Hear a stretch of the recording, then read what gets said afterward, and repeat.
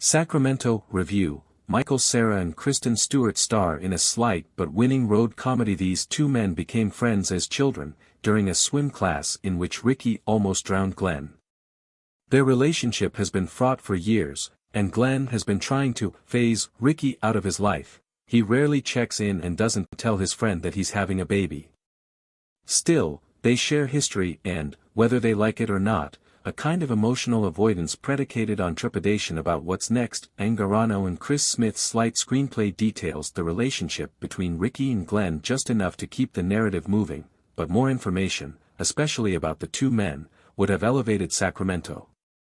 It's through these anecdotes about the past that a real story, a prickly account of arrested development and the awkwardness of growing apart, emerges out of a collection of otherwise engaging enough conversations and solid comedic bits. The film opens with glimpses of Glenn's struggles with debilitating anxiety and a kind of blinding rage. After discovering an annoying squeak with the expensive crib, Glenn rattles the wooden structure until it breaks.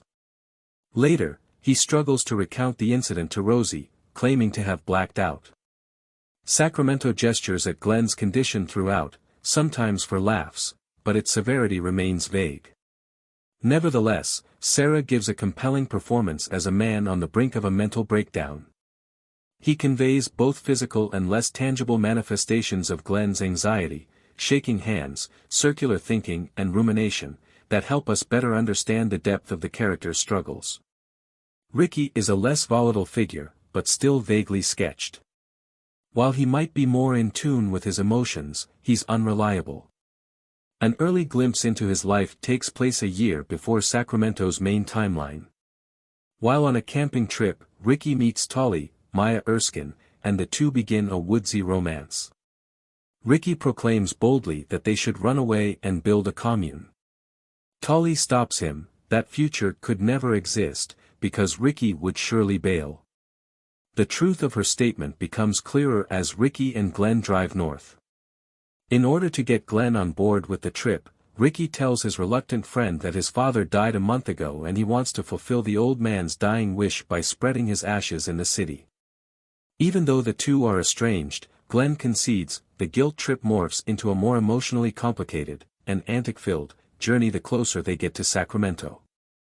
A few energetic scenes in the car reveal just how close Ricky and Glenn once were.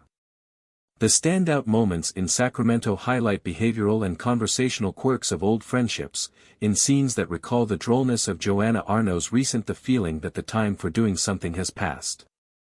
Ricky and Glenn's pit stops, a one-night episode involving two women, a diner break turned impounded car fiasco, inch them closer to uncovering uncomfortable realities about their friendship and getting older. Their talks on the road, at the bar or sitting across from each other at breakfast are the heart of Sacramento, which explores the minor tragedies of aging. When Glenn tells Ricky he's got different priorities, the sentiment is weighted with insecurity and the familiar terror of realizing that years do really move more quickly than days.